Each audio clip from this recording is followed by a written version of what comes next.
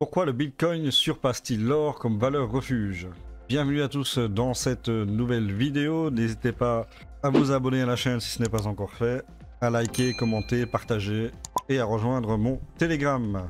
Le sénateur américain Rand Paul a demandé un audit des réserves d'or de Fort Knox, relançant le débat sur la transparence du Bitcoin et la confiance financière qu'il inspire face aux actifs traditionnels. La communauté crypto se mobilise autour d'un nouvel appel pour un audit des réserves d'or des États-Unis stockées à Fort Knox. Le sénateur Rand Paul a en effet demandé au département de l'efficacité gouvernementale, DOGE, d'Elon Musk, d'ouvrir une enquête sur ces réserves.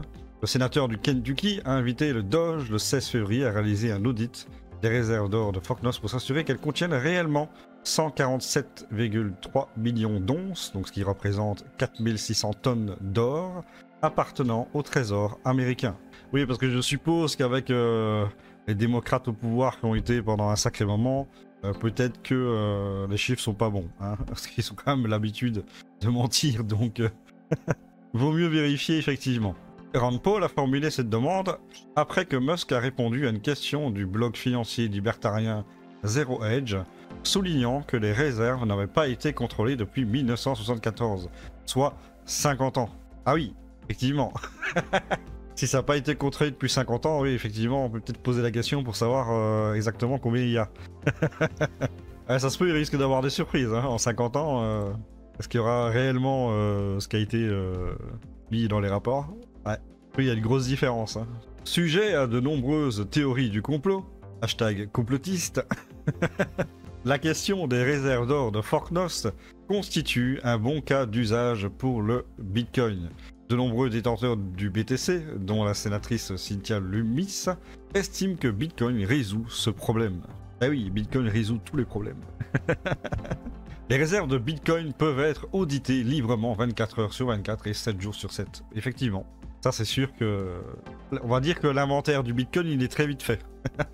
La sénatrice du Wyoming, Lummis, a utilisé X le 16 février pour réitérer son appel à établir une réserve de Bitcoin étatique aux États-Unis.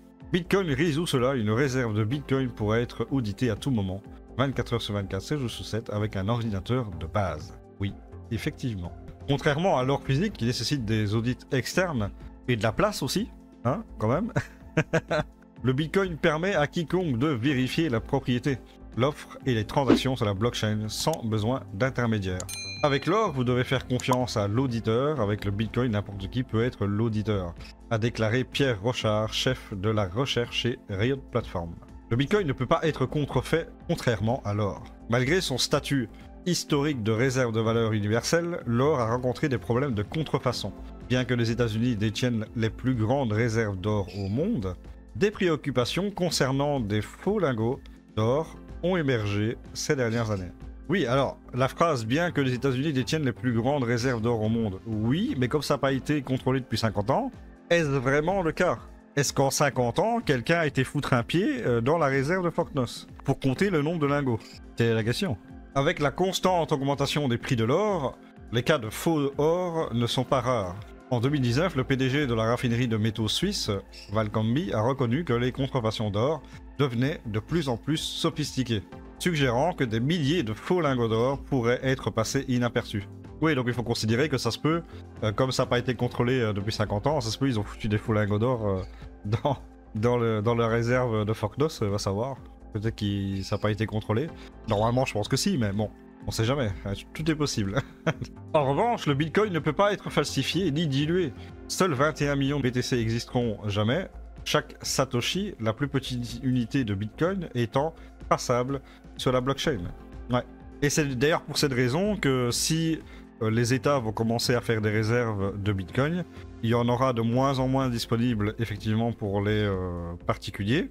Et comme ce seront des réserves, donc ils ne seront pas vendus probablement, puisque le principe d'une réserve, c'est de garder les bitcoins en réserve, et donc de ne pas les vendre.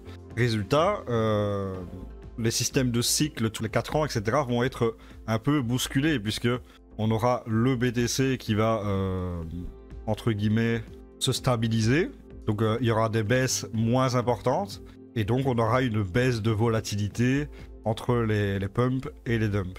Vous ne pouvez pas contrefaire le Bitcoin, c'est le seul véritable moyen d'échange de valeurs dures que l'humanité ait jamais rencontré.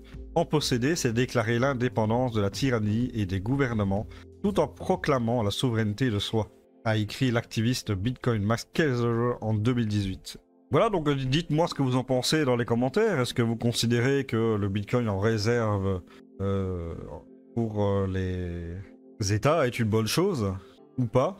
Si c'est pas une bonne chose, dites-le dans les commentaires. Si c'est une bonne chose, dites-le également dans les commentaires. Du coup, c'est tout ce que j'ai pour cette vidéo. Merci de l'avoir regardé. N'hésitez pas à commenter, liker, à vous abonner, rejoindre mon Telegram. Tous les liens sont dans la description. Et nous, on se retrouve pour une nouvelle vidéo. À la prochaine. Ciao à tous.